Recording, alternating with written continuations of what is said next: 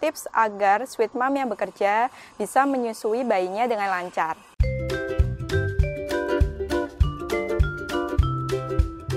Assalamualaikum warahmatullahi wabarakatuh. Hai sweet mom, apa kabar? Kembali lagi bersama saya, Bidan Putri, untuk membahas masalah seputar kesehatan ibu dan anak. Banyak dari sweet mom merupakan wanita karir yang bekerja dari pagi sampai sore. Akibatnya, penggunaan susu formula semakin meningkat dan sweet mom di sini jarang memberikan ASI kepada bayi.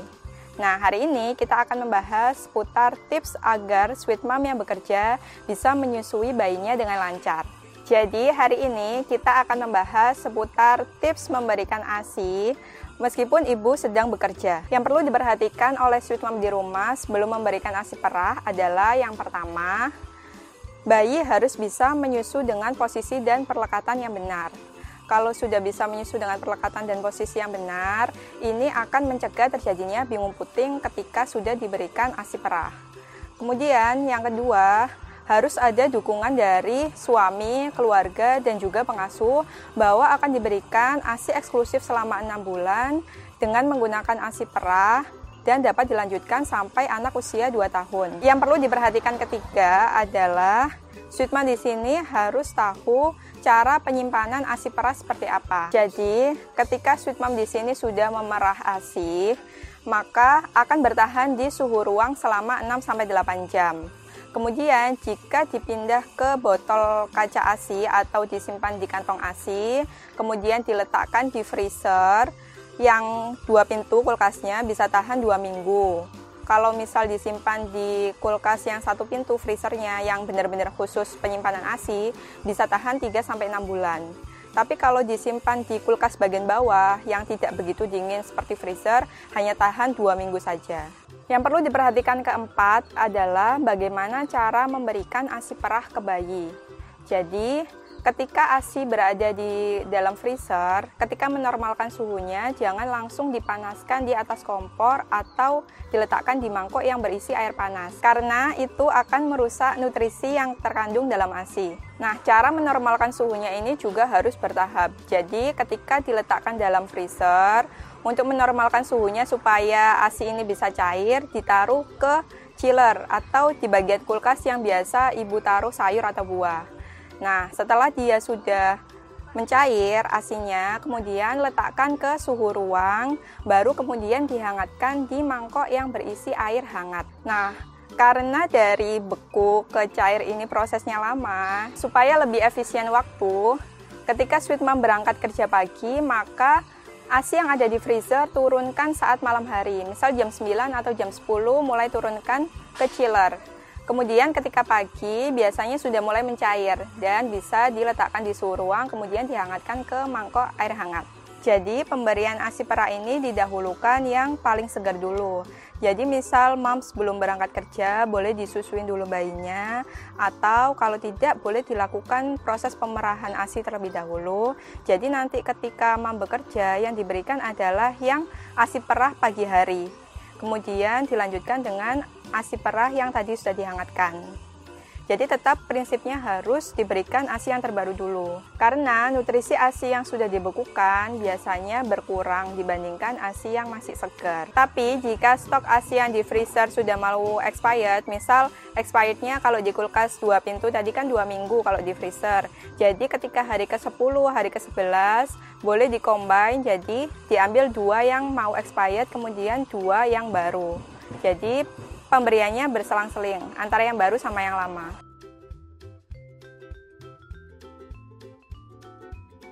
Jadi, yang pertama, tabung ASI terlebih dahulu 1 bulan sebelum ibu mulai bekerja. Supaya nanti ketika ibu bekerja ada simpanan produksi ASI yang sudah ditabung sebelumnya.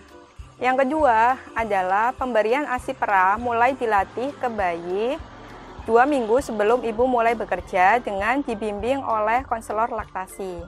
Jadi perlu konseling dengan konselor laktasi supaya ibu tahu bagaimana cara pemberian ASI perah kepada bayi sehingga meminimalisir penggunaan DOT pada bayi. Nah, pada minggu pertama biasanya bayi akan dilatih meminum ASI perah dalam waktu 3 jam oleh pengasuh. Jadi misal mulai jam 7 sampai jam 10, bayi diberikan ASI perah oleh pengasuh. Jadi memberikannya boleh menggunakan sendok atau gelas atau cup feeder atau soft feeder atau pipet, terserah, yang penting tidak menggunakan botol susu. Nah, sebelum dilakukan pemberian ASI, sebaiknya dilakukan afirmasi positif dulu kepada bayi atau meminta izin kepada bayi. Jadi misal bilang, sebentar lagi mama mau bekerja. Jadi selama mama bekerja, nanti adik bayi akan diberikan ASI oleh mbak pengasuh. Nah, kata-kata ini harus diulang setiap hari sebelum mama mulai berangkat bekerja, supaya bayi bisa membiasakan diri dan beradaptasi dengan pemberian ASI perah ini. Pada minggu kedua, pemberian ASI perah ini intensitasnya lebih panjang. Jadi kalau misal di minggu pertama 3 jam, kalau di minggu kedua ini selama 6 jam. Jadi misal mulai jam 7 sampai jam 1 bayi diberikan ASI perah oleh pengasuh. Nah, tapi tidak didampingi oleh ibu. Kalau yang minggu pertama tadi boleh didampingi oleh ibu. Yang minggu kedua sebaiknya tidak didampingi oleh ibu. Jadi ketika ada ibu, biasanya bayi menolak jika diberikan ASI perah. Yang ketiga adalah saat di kantor, kosongkan payudara tiap 3-4 jam sekali. Nah, saat mengosongkan payudara ini, usahakan sambil melihat foto atau video bayi, atau mungkin mom bisa membawa baju bayi yang sudah dipakai sambil dicium, sehingga nanti akan meningkatkan rasa cinta dan lebih bahagia, sehingga pengeluaran ASI lebih maksimal dan deras. Kemudian saat di rumah, susui bayi secara langsung. Jadi penting juga untuk sweet mom di sini menjaga pola istirahat dan agar tetap happy, sehingga di rumah mom lebih fresh ketika menyusu bayinya, sehingga nanti aliran ASI dapat berjalan optimal dan lancar. Kemudian yang terakhir adalah sering melakukan pijat oksitosin. Nah, pijat ini selain bisa meningkatkan relaksasi ibu, juga bisa meningkatkan hormon oksitosin, sehingga pengeluaran ASI-nya lebih maksimal. Kemudian peralatan apa yang harus dibawa saat memompa ASI di kantor? Yang pertama adalah apron untuk menutupi bagian dada, sehingga sweet mom kalau misal memompa lebih nyaman. Kemudian yang kedua adalah pompa. Jadi bisa menggunakan pompa elektrik atau pompa manual, atau bisa langsung memerah dengan tangan, sesuai mom nyamannya yang mana. Kemudian yang ketiga adalah botol ASI atau kantong asip. Kantong ASI yang digunakan yang tidak mengandung BPA atau BPA free.